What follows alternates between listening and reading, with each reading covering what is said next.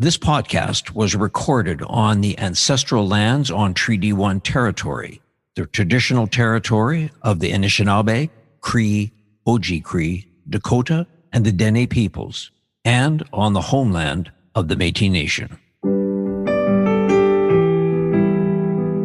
This is Humans on Rights, a podcast advocating for the education of human rights.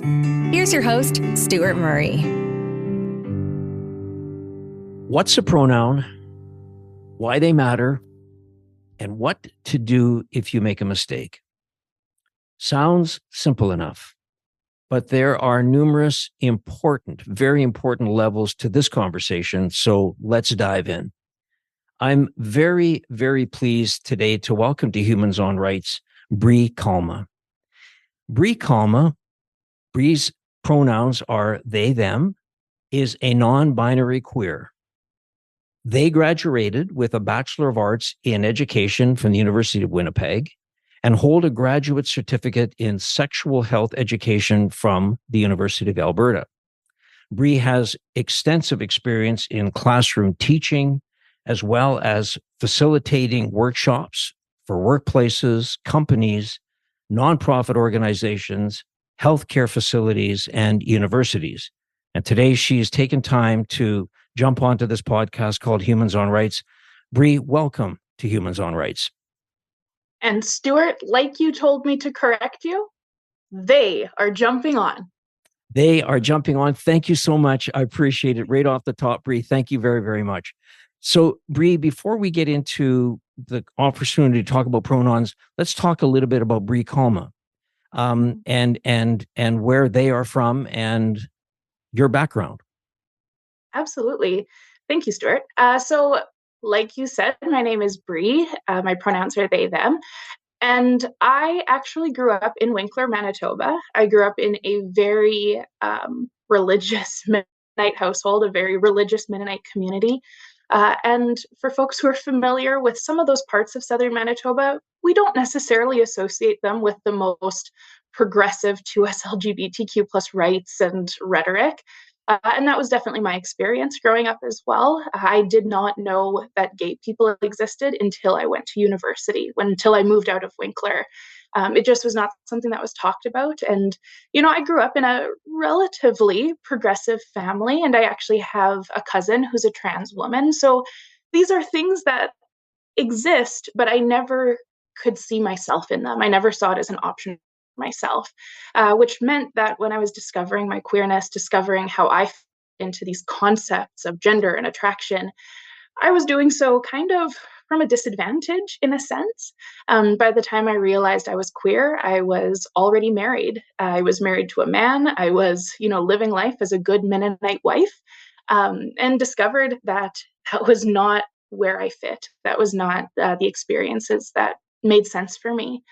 And so in that process, I kind of did some diving into my own self, my own identity, how those pieces fell into place for me. And in that process, I also got into this field of education around 2S LGBTQ plus identities. So I often tell folks as well that if you are joining and you're learning about these things for the very first time, there's nothing wrong with that. I had no clue that this 2S LGBTQ plus community existed until I was into my 20s. Had no idea. And yet here I am educating about it, right? So There's always room to grow. There's always room to dive in and learn more and expand your understanding of human experience. When you were going to school in Winkler, when it was when you were younger and you were in high school, at some point, and again, using language, would you be at that point thinking about your gender identity? Is that the correct word at that point? Yeah, absolutely. And really, I think it's more kind of this idea in hindsight. I realize I see all the signs that I didn't notice at the time. But I definitely was questioning things in the sense that, going to primary school, we would be separated by boys and girls, right? And I knew that I was supposed to go on the girls' side, right? I knew that that's where I was supposed to fit. That's what I had been told. But I didn't really understand why. I didn't really understand why there was a distinction. At that point in my life, I didn't know necessarily all the details about differences in biology, in genitalia, right? Those are things we don't necessarily teach to kids, and I certainly wasn't taught about them. But if you don't even have that as a basis to go off of, I was confused by the separation of girls and boys, right? And it would kind of be like, well, I'm also wearing pants, or that girl has short hair. Like, what difference does it make? How do we make these categories? And so in hindsight, I recognized how I pushed back against that and I questioned it, even though I knew where I was supposed to fit. But I found throughout growing up that the term girl was okay for me. I think maybe because we have this kind of innocence associated with it, and there's a little bit of like a separation from womanhood in a sense. But when folks use the term girl for me, it was okay. It wasn't great. I sometimes describe it as being like a t-shirt that's one size too small. Like it does the trick. It's okay. It's a bit uncomfortable, but it wasn't horrific. But I mostly found that, especially after leaving high school, when folks would call me a lady or a woman, that then what was once just like a t-shirt one size too small was now like the itchiest wool sweater 3 sizes too small that you couldn't get out of. And so for me, that's where I really started questioning it, was when people started saying like, oh, you're, such a lovely young woman, or okay, ladies, what can I get for you? And it was like, oh, what does that mean? Like, I don't feel like that is my experience. I don't feel like I fit within that. And so really that's where I drastically started questioning things.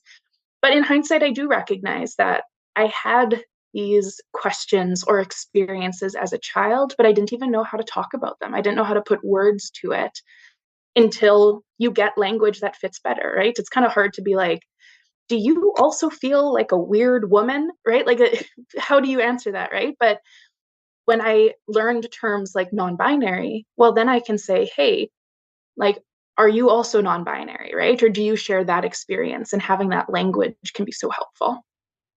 For sure. So, Bre, is it, again, just so interested in your life journey. You were married.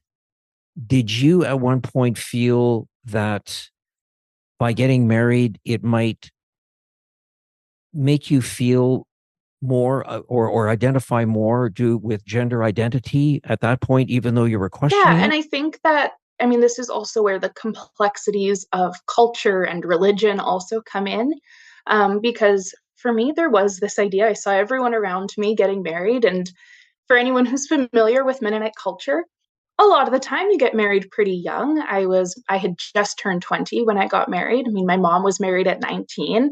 My older sister got married at 20 or 21, right? Like it's just part of that, what you do in a sense. And I saw my friends around me For getting sure. married. And I think that it just was like, well, I guess this is the next step for me, even though it doesn't necessarily feel quite right, even though I've got these questions and I don't know how to express them or, explore those questions. It kind of just felt like, well, this is what I'm supposed to be doing. But I do remember I Hmm. came out as bisexual. I had already been married. I was currently married at the time when I came out as bisexual. And I remember very specifically more than one person asking me, like, well, what's the point of talking about this? You're already married.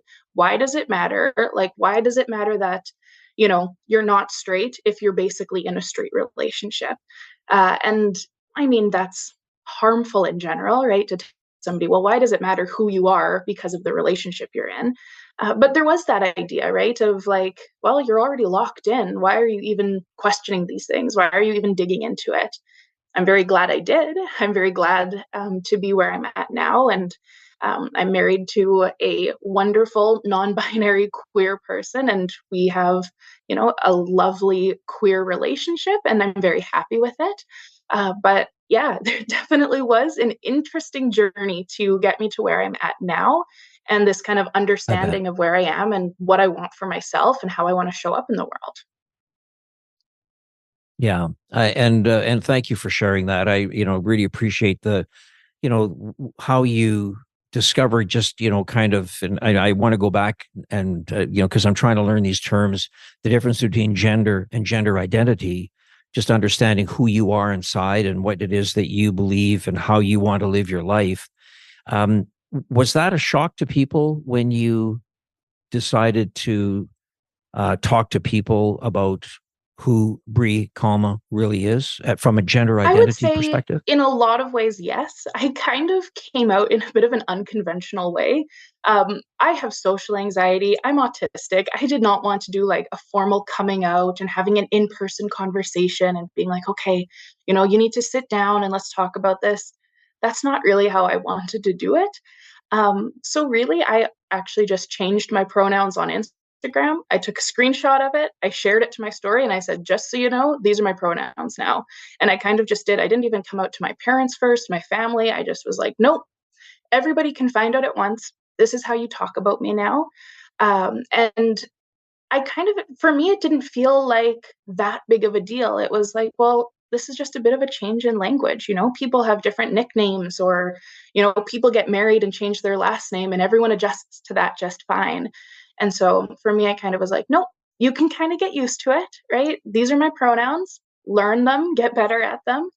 And I do remember the kind of one, not pushback, but the one response I remember was from my mom, who is lovely, and she truly tries to be a very supportive, affirming parent.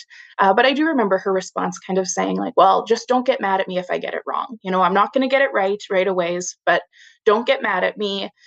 And I remember having to kind of explain to her, saying like, no, of course I'm not going to instantly get mad at you, but if you're still screwing it up like 5 years later, 10 years later, consistently, well, I might get upset, right? And it's okay as well for For folks to sure. get upset when you get their identity wrong. That is upsetting. And so I kind of remember that Yeah, as well, because often that is how folks feel, right? Of like, I'll try, but don't get mad at me if I get it for sure. wrong. But I think it is sometimes helpful to Yeah, remember that people might get mad, people might be hurt or upset yeah. or respond in a way that you don't necessarily like, but that does happen when Hmm. folks get, misgendered and their identity isn't seen.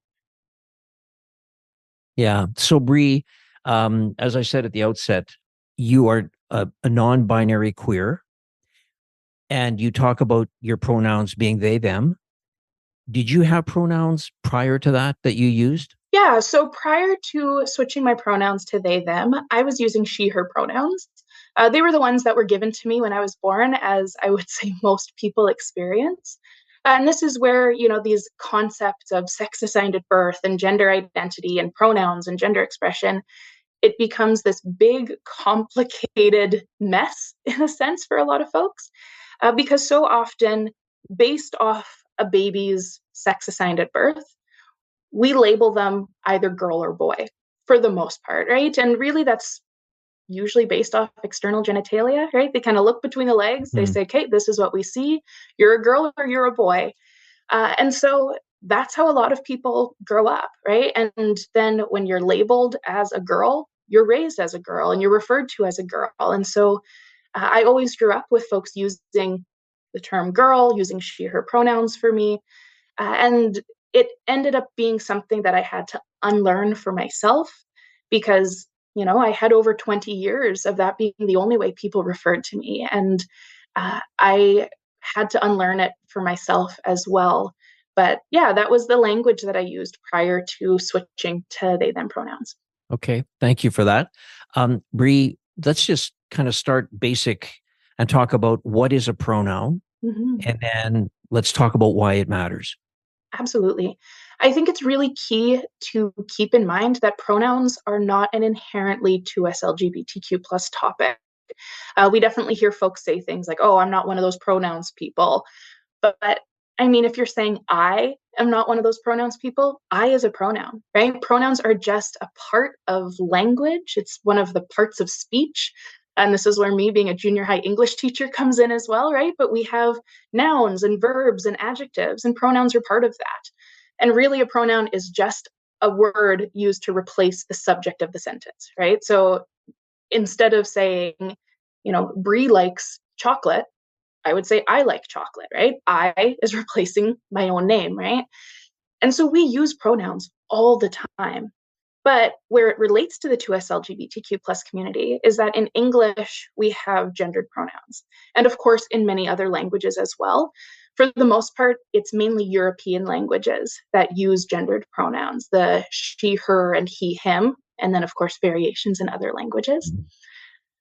But those gendered pronouns can be limiting for folks, because if you were to say, we're doing a podcast episode and she is going to be speaking about, there's an assumption that that person's a woman, right? If you say we're doing a podcast episode and he is going to be speaking about, we assume that person's a man.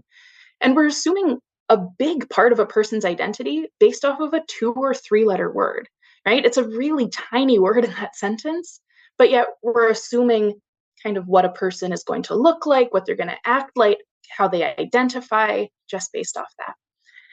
And so because English has these gendered pronouns that we've been taught to default to, and we've been taught to sort all people into these 2 categories, some folks opt to use gender neutral pronouns, myself included. So they, them would be the most commonly used set of gender neutral pronouns. And that really is just because we're already familiar with it in the English language. We use it on a regular basis. Definitely, I hear folks say, but it's a plural. I don't know how to get my head out of the fact that it's a plural.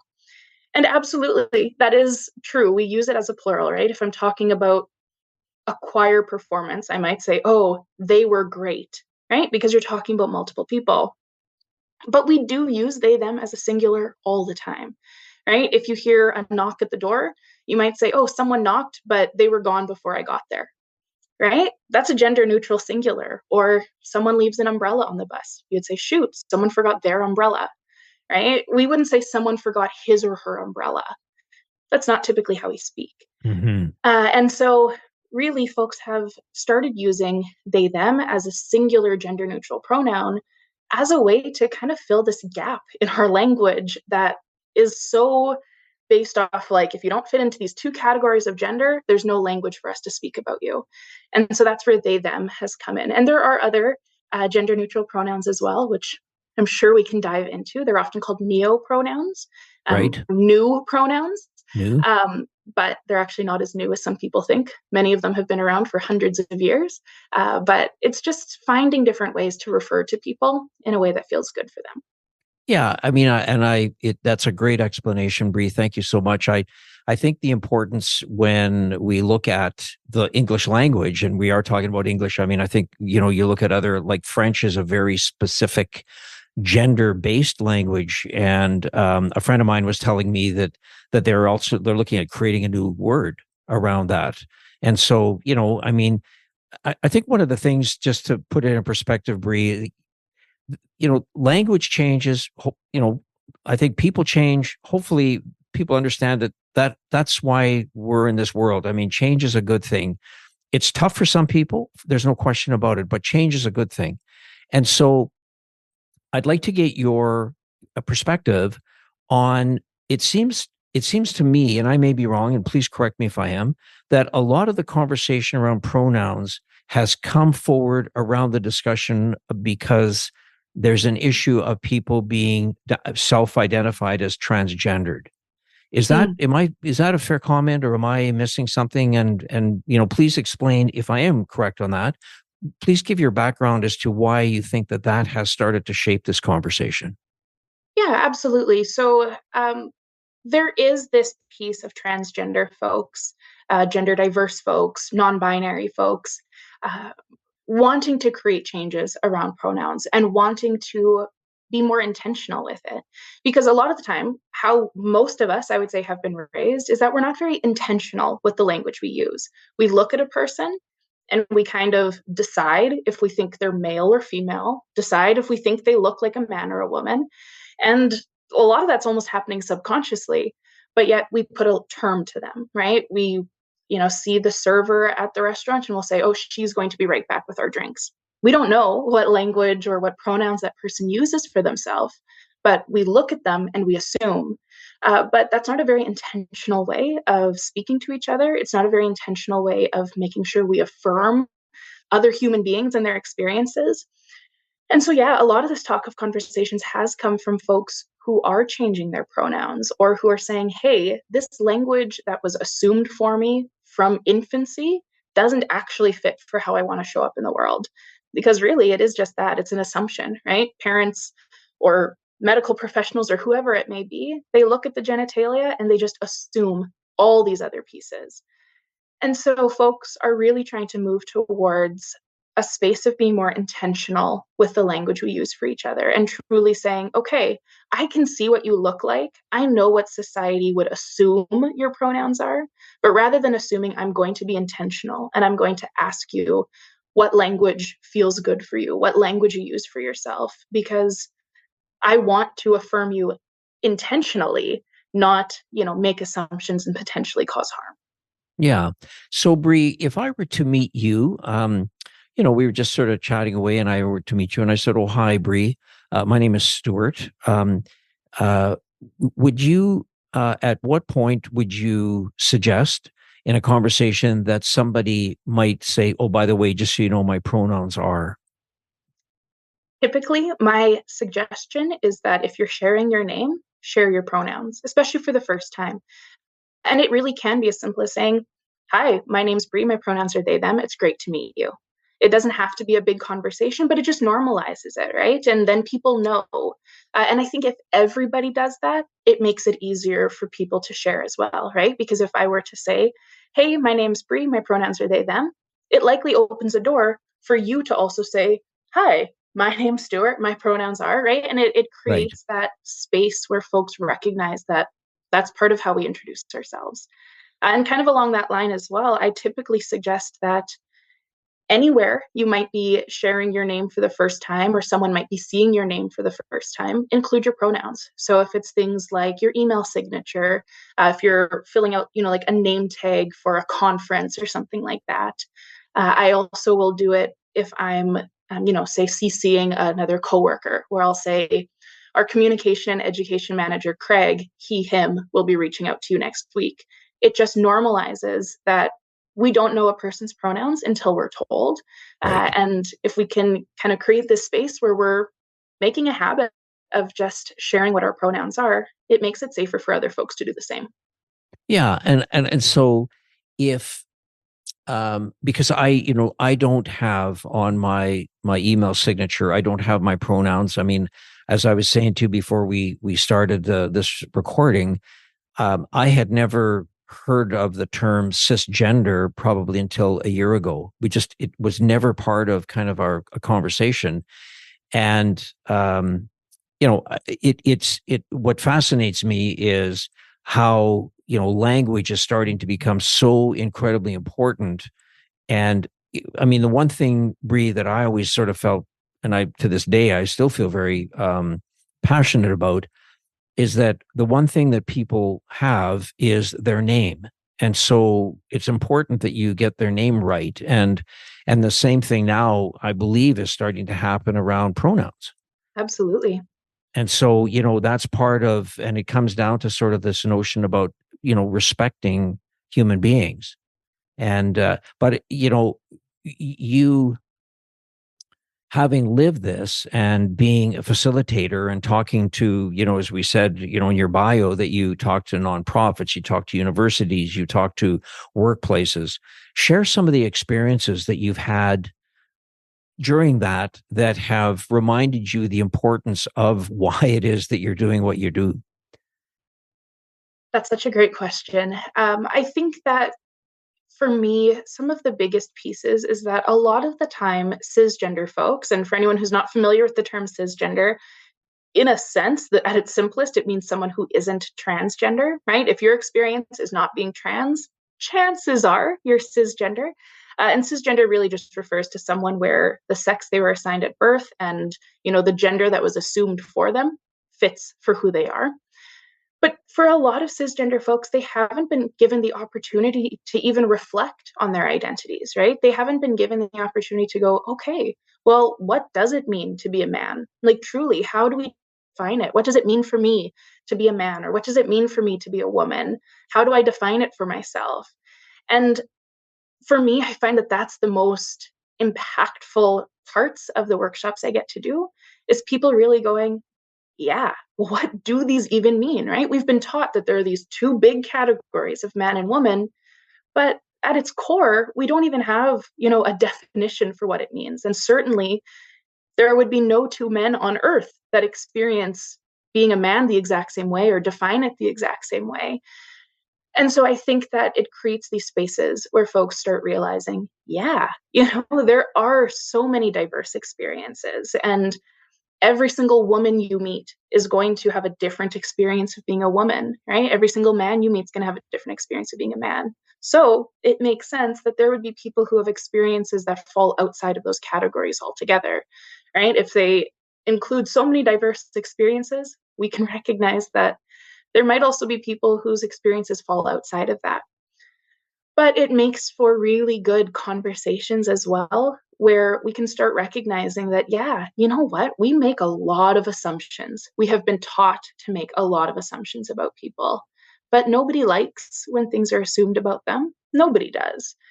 People like being seen for who they are. They like feeling validated and affirmed with their identity and who they exist as, not based off stereotypes or assumptions that are placed upon them. And so really the same goes for these conversations around gender and pronouns, is just recognizing that if it's as simple as asking a quick question, such as, "Hi, Stuart, what are your pronouns?" Right? It doesn't have to be a huge deal. But if it means that people feel affirmed and they feel seen and they feel validated, it's worth the effort. And Mhm. it's really lovely seeing folks kind of come to that realization of, yeah, you know what, this isn't as hard as it seems to be. It's not as intimidating as it seems to be. It is really just about seeing people as the individual they are, not within some category that we sort them into. Yeah. And I would say that is such a beautiful explanation, Bree, because I think the change that we're experiencing through the important use of pronouns is one that I think, there's a lot of people that are super uptight. And to the way that you just explained that, I think is such a beautiful way of just trying to get people comfortable to know that it's not a matter of right or wrong, or it's not a matter that somebody is different. And I mean, yes, we are all different, but I mean, by putting a pronoun doesn't make you more different than what your name is. It just is who you self-identify as, and that's how you want others to let you know that. And I guess that's where the element of safety and respect, I think, in this conversation takes place. Yeah. And, that makes me think too, a story I often share with folks is that a number of years ago now, I was trying to find a new chiropractor. And I am a socially anxious person. And so I don't enjoy that kind of interaction of like having to tell people what my pronouns are. It can be awkward. But I worked up the nerve and I asked this person because I wanted to, put my money where my mouth is, if that's the saying. Yeah. And really, I just was like, okay, no, I tell other people they need to ask someone their pronouns. I was like, Brie, you've got to do the same. And so I asked this person, I just said, like, just wondering, what are your pronouns? And he said, oh, I'm just normal. I use he, him. And, it's like, okay, well, now how do I tell you that I'm not normal, right? How do I tell you that I'm one of the weird people that doesn't use she, her, or he, him pronouns? And it's that idea too, right? That we have this mindset that she, her, or he, him is normal, right? That's what most people are, that's preferred, that's, the average pronoun. And sure, statistically speaking, the majority of folks would use she, her, or he, him pronouns, but it doesn't make it any more normal, right?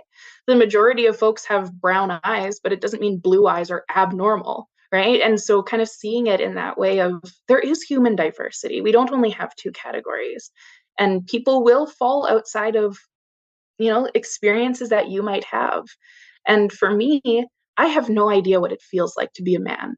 I don't know Hmm. what that experience is like. I don't know how it feels to show up in the world as a man. Uh, it's just not my experience. But I can't say that men don't exist just because I don't understand the experience, right? And when we do it that way, it sounds ridiculous to say, oh, yeah, just because I'm not a man, men don't exist. But people totally do the same thing for trans folks or non-binary folks, where they'll say, well, I just don't believe in it, or you're either a man or a woman. And it's like, well, just because you don't know what it feels like doesn't mean people don't exist. And I think that that's just a helpful reframe of being like, no, this is all normal.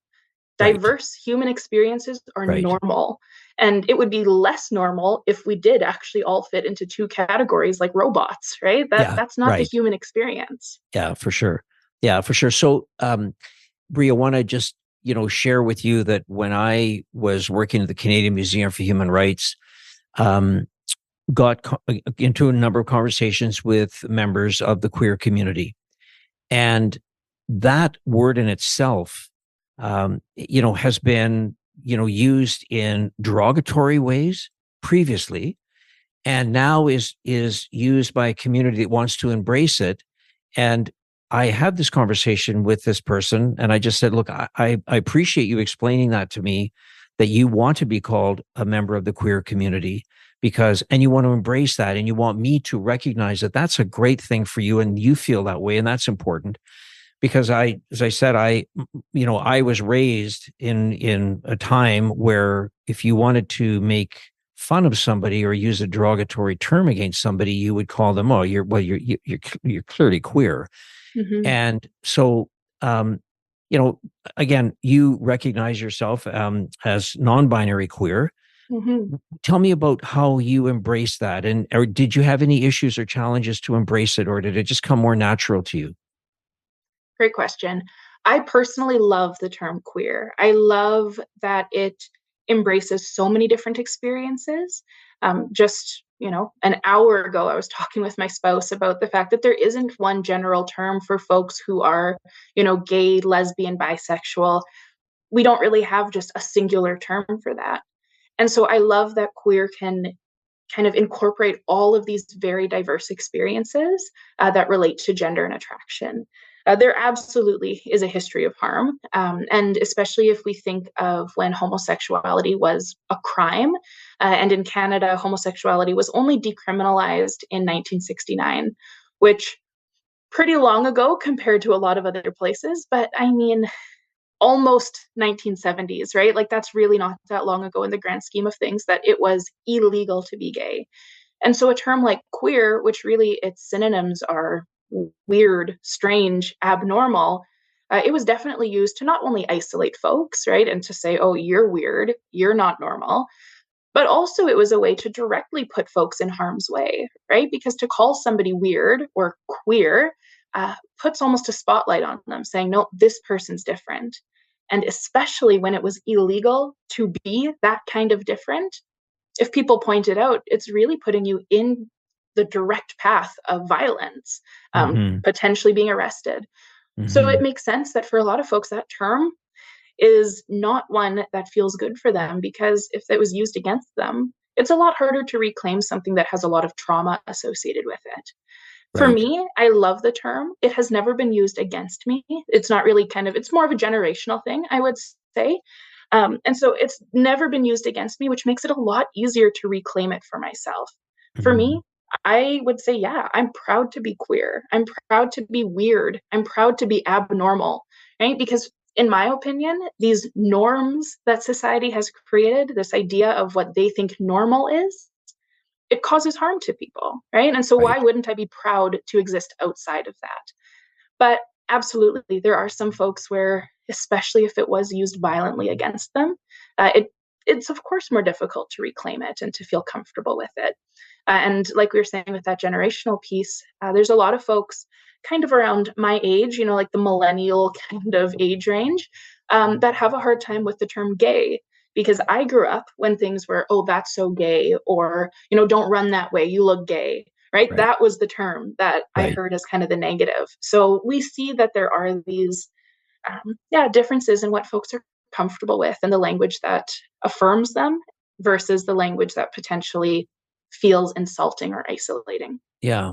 So I know that there was just recently a conversation or a note that was put out by the Canadian government that reminded people who are members of the gay community that traveling to Florida is something they should be mindful of, simply because of what's happening in that particular state and maybe others. But, Bree, I look at that and, the conversations around gay and lesbians have been happening for a long, long time. Now we're getting into pronouns.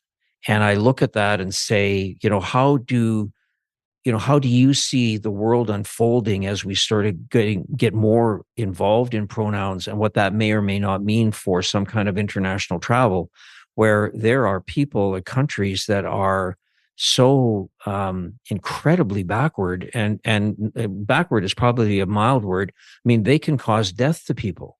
Yeah. And so, do you have a sort of a view? I mean, I know how you would like it to be, and I respect that, but where we're at now and how it might impact you personally as we speak in 2023.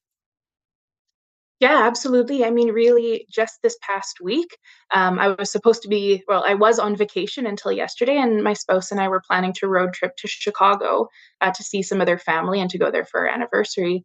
But because the government of Canada put out a travel advisory, we were like, okay, Chicago should be fine, but we have to drive through North Dakota, South Dakota, right? Like, that's a little bit more challenging, and especially for folks who are visibly trans. For myself, I have the privilege of, being able to go into a women's bathroom, and I Mhm. fit into those kind of ideas of what a woman looks like. And so it's easier for me.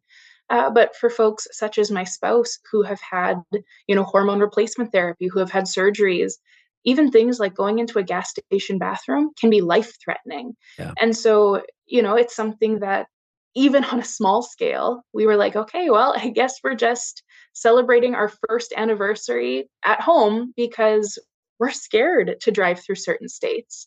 Yeah. It's always been my dream, I would say, kind of on my travel bucket list. I've always wanted to go to Egypt and Morocco because I think I'm a history nerd. They're beautiful, whatever. But we looked it up recently, and it kind of was like a nope. If you are 2S LGBTQ plus, either like if you're going to go there, you can't indicate in any way, like no holding hands, etc. But I mean, it's even more complicated for trans folks, right? Like, my spouse and I haven't finished the process yet, but once our passports have an X as the sex designation, well, there's no hiding from that, right? For Like, sure. now anytime you visit somewhere, they look at your passport and they know that you're 2S LGBTQ plus. Right. And while in many ways that's affirming, so people don't misgender you, it also is limiting. Like, there is a reality that I would say most places in the world, I will never be safe to travel to. My spouse will never be safe to travel to in our lifetime. And that's sad. I think it's Mhm. something that folks don't always realize. And I mean, travel aside, travel's a privilege, but there are queer folks who live in those places, For right? sure. Queerness exists everywhere.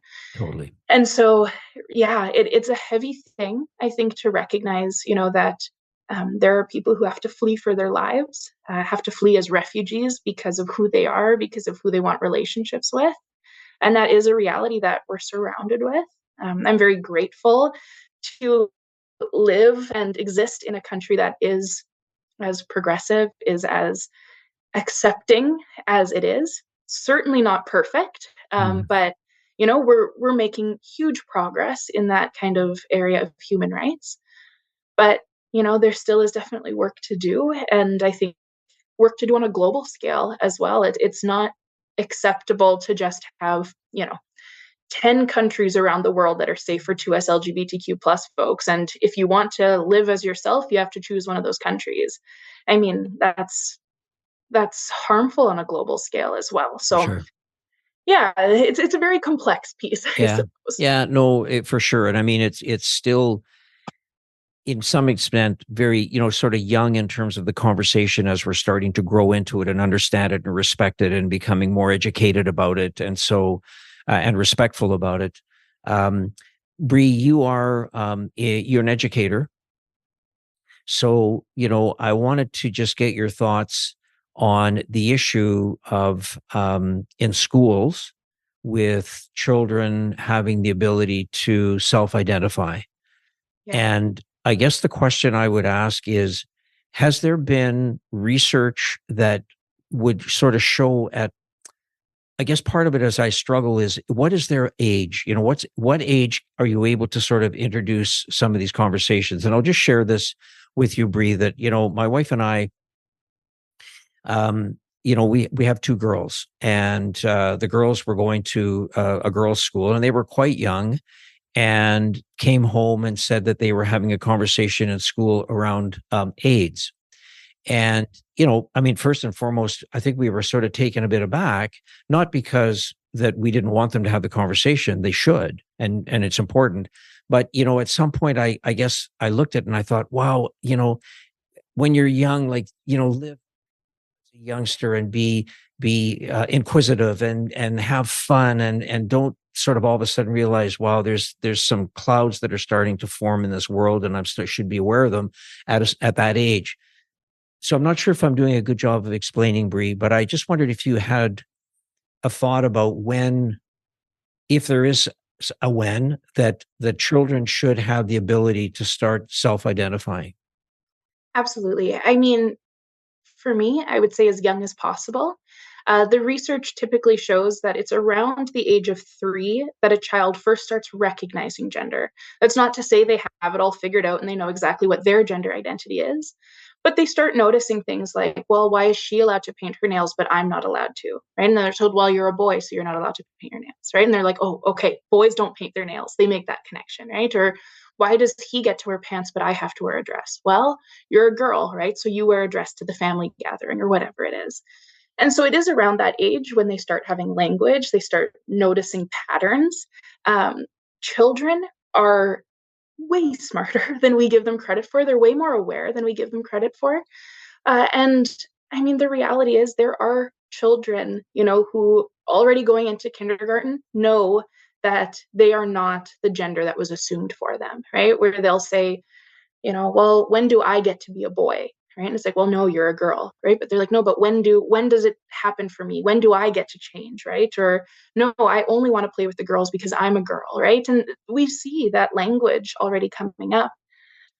And so really, I guess my short answer would be if they are old enough for us to call them a girl or to use she, her pronouns for them, they're already likely old enough to also have these concepts of gender diversity included, right? And to say things like, okay, you know what? We use the word girl for you and we use the terms she, her for you because this is kind of what is assumed for you based off, your body or however you want to describe it. But you can change it if you want to. You can explore other options if you want to. And the earlier you do that, the less there is to unlearn, right? I had to unlearn almost 25 years of being a girl or being a woman because that was all I had ever been told. But if I had been told, like, yeah, you know what? Some people will change their gender, some people will use different language or choose a different name. Well, it also gives you the freedom to do that as well. And I think too, um, we have this idea that queer identities, whether it's gender diverse or attraction, sexuality, there is this kind of idea that queer identities are almost inherently more mature or kind of inappropriate for young ages. And we hear people, ask like, well, at what age do I tell my kids about gay people? And to me, I'm kind of like, well, at what age did you tell them about straight people? At what age did you let them see mom and dad kiss each other? Because if they can handle seeing mom and dad kiss, well, they can handle seeing, their two uncles kiss or whatever. It's the same concept, just with different genders involved. But there is this idea that one is more mature or needs a certain age range. And of course, I mean, this is not me saying you have to get into the details of, how AIDS is transmitted or anything like that. You don't need to get into those details any more than you would if you're talking about straight relationships. But certainly to at least include those experiences as possibilities and as realities that people can choose or they can exist within and that they aren't limited. And I think, one of the elements that when this becomes sort of politicized, it really takes away from the ability to learn and have open conversation. And, I mean, part of it is this notion of parental rights that really is a misnomer. But parental knowledge would be something, Bre, that I would be very interested in exploring as a conversation, simply because, and I think part of it too is really understanding that there are some families where they're not going to accept the gender identity or a transgendered individual. And I mean, I don't want to sound like I, would or wouldn't, because I didn't have to in my family to date. Yeah. But that is such a tough situation. And I know that from some of the reading I did, there are some transgendered youths, young people who commit suicide. Absolutely. And, that conversation doesn't really seem to find its way into the bigger conversation. Hmm. And, we need to look at that. And I guess I just, for you as an educator, what are some of the lessons or some of the opportunities that you see to try to sort of get that conversation more in the everyday conversation? Yeah, I think that it is such a huge topic of conversation. It is statistically proven that 2S LGBTQ plus folks experience higher rates of mental illness, especially anxiety, depression, post-traumatic stress disorder, higher rates of self-harm, higher rates of suicide, because existing within a world that has systemic discrimination, where you're not accepted in different areas, that can be hard and it can feel like this is never going to get better. But that is exactly where this conversation of parental rights is so important, because a lot of the time it is this idea that parents should know, they have to know, they must know, if their child is using different pronouns or a different name at school. And we see that this is what is taking place in Saskatchewan now, and um, Like New different Brunswick also. areas. Yeah. Yes, yeah, absolutely. But I think that it's important for folks to be aware that this is going to increase 2S LGBTQ plus children and youth's suicide. It is just factually speaking going to take place, because there are, like you were saying, families that are not accepting, and in fact, families that are violent, families that are abusive. We don't like thinking about those experiences as families and of parents, but it is just the reality. A statistic that we often share with folks is that if a 2S LGBTQ plus youth has even one supporting, affirming adult in their life, their risk of suicide goes down by 40%. That's Wow. having even just one person. But when we're talking about taking away their rights in schools, and that's really what this kind of idea of parental rights is it's taking the rights away from that child and giving it to somebody who may not actually have their best interest at heart, unfortunately. But for children who can't be themselves, children and youth who can't be themselves at home, right? They can't be out to their parents. They can't use their pronouns or dress how they want at home. If we now also take that opportunity away from them from schools, well, now where can they explore that, right? Where can they figure out who they are and feel that they find a space? Because for most children and youth, they spend like the vast majority of their time either at school or at home.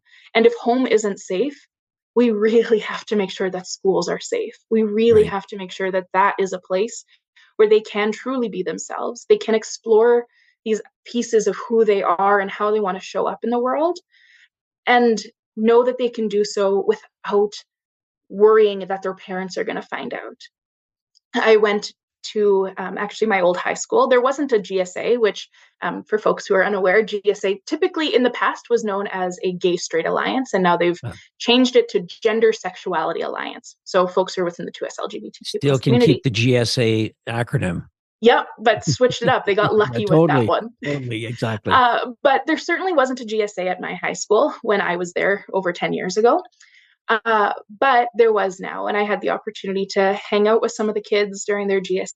And I remember one kid in particular had said, this is the name and pronouns I use while I'm here. And it was more of a feminine name and use she, her pronouns while I'm here. But if you see me in the hall or if you see me like out around anywhere, you have to use kind of my boy name and he, him pronouns, right? But this idea that they had one kind of 40-minute GSA meeting a week. And that's the only 40 minutes in their entire week that they actually can be themselves and actually can be seen as who they are. And that's sad to me, right? It's sad that you get 40 minutes of freedom and then just hope that nobody outs you elsewhere, right? And Yeah. those Yeah. are the realities that we're talking about. And Yeah. that I think anybody can understand how isolating and how scary that would feel. And that's really like, those are the kids that we're fighting for, right? That Yeah. they can talk to their teacher and say, you know what? Like, I feel actively like I don't want to exist as a boy. Can you please use these terms for me so that I just want to live? Right? I Hmm. mean, that's what we're really fighting for. Yeah. Yeah. No, I really, really appreciate the way that you approach these. I mean, clearly, you must be a tremendous facilitator when you get to these places that you have workshops at. I love your approach. I love how you explain it. And the other thing too, Bre, is that I know that you have provided a series of books that people can read, and I'm going to make sure that they go into the podcast episode notes. So if people want references, if they want to see where they can find more information, or they can get a better sense of what we're talking about or what your expertise is all about, thank you for those references, and I'll make sure they're in the notes. I have two last questions. One is, what happens? It's a bit of a simple one, but what happens if you make a mistake? What's your advice to somebody like me, as you did off the top of this show? Thank you so much as a reminder. If you make a mistake. I think the first thing to keep in mind is that you will make mistakes. That is just a reality. I know people don't want to, they don't want to hurt people, but you will. I sometimes accidentally misgender myself. I mean, I always talk in third person to my pets, right? So I'll be like, okay, Bree's going to be right back. She's just going to go grab your food. And I'm like, dang it. It's been however many years, but it's so ingrained in us, right? It's so Yeah. socialized into us. It's all we see around us is she, her, he, him. And we've been taught to make those assumptions. It's a lot of work to unlearn it. So I think that first piece is just being kind to yourself. Um, because if you get defensive, you'll make it worse. So Yeah. kind of my typical 4 steps, in a sense, to simplify it is, okay, you've made a mistake. Step 1, listen. Listen if somebody corrects you, right? You don't have to defend yourself. You don't have to explain. You can really just listen. And also listening for your own mistakes, because if you can catch it before somebody has to correct you, it means your brain's kind of like almost leveling up in a sense, right? That you're noticing it before other people even notice it. So that's your first step, is just to listen. Then, number 2, correct yourself. You made a mistake, correct it. And just like you did, right? You restated that sentence with the correct pronoun at the beginning of the show, right? And it is as simple as that, because you're recognizing that you made a mistake and you want to get it right. So make it right. And then move on. Your third step is just continue the conversation, just keep going. And a lot of the time, people feel this need to really defend themselves or to explain or to kind of try to make sure that the person knows they're one of the good people, you know? And I've heard probably every excuse at this point, right? Where it's like, oh my gosh, like I'm still so new to this and I'm trying so hard and I didn't mean to. And like I've known you for this long with these pronouns, whatever the reason may be. But I can promise you that that reason is not going to make the other person feel any better.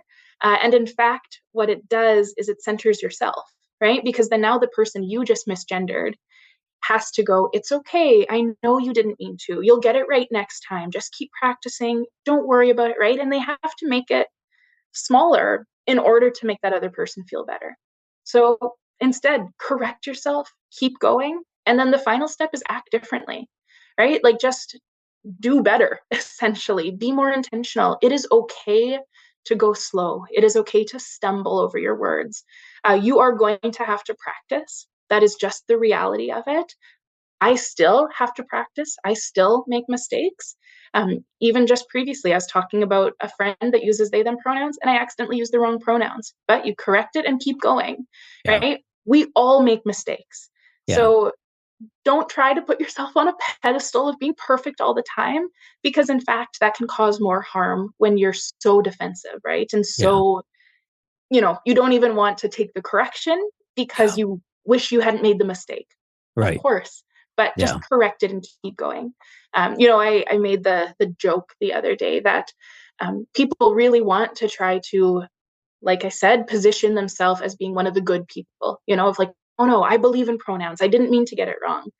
But if you correct yourself, you're already showing that you are one of the quote unquote good people, right? Because I mean, somebody who was at that, the protest we saw a couple weeks ago, the 1 million March for Kids kind of a thing.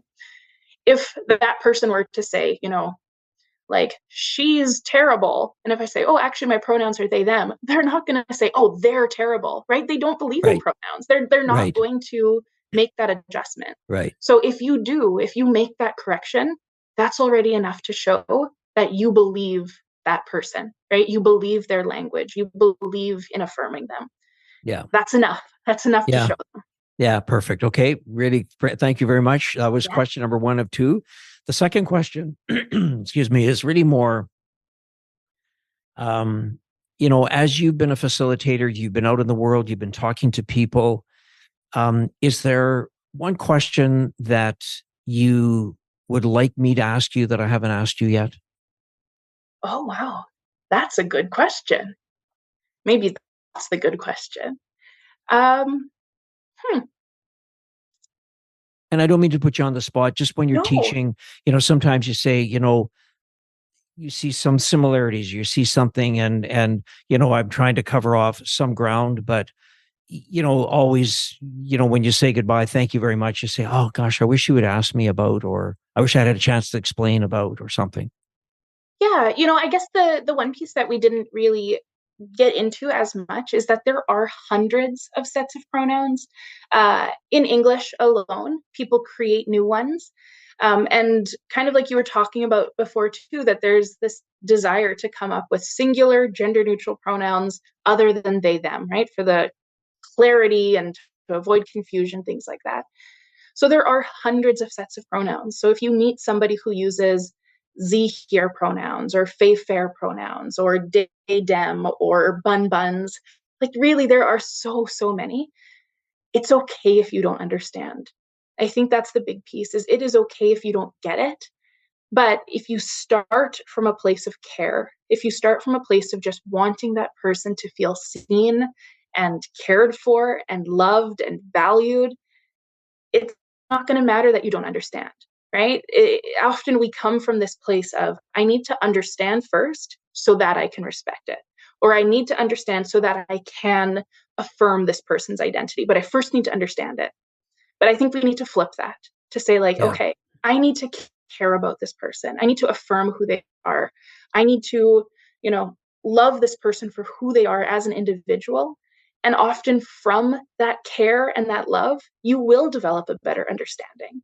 But I think that flip is really important, that you don't have to get it. It's okay if you don't. We're not trying to ask everybody to know what it feels like to be trans or to know what it feels like to be gay. You don't have to, but you got to put in the work to show that care, to show that respect, and to affirm people who have experiences that don't line up with yours. Perfect. Yeah.